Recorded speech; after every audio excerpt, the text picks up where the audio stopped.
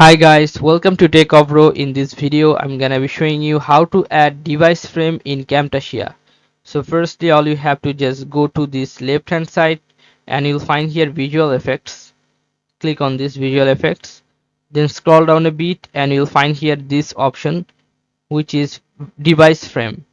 Just drag and drop to this here and you can see that device frame has been changed to a desktop side. Okay, if you now play this video desktop side.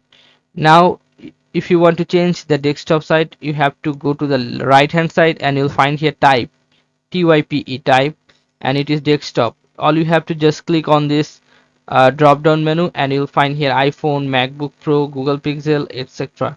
So if you want to make it iPhone, click on iPhone. It will be in the iPhone mode. If you want to change it to Google Pro, MacBook Pro, click on this. It will be in the MacBook Pro. Google Pixel, it will be in the Google Pixel. Okay guys, so this is how you can add frame in Camtasia. So guys, if you find this video helpful, then please give a thumbs up and don't forget to subscribe the channel. Thank you so much for watching the video.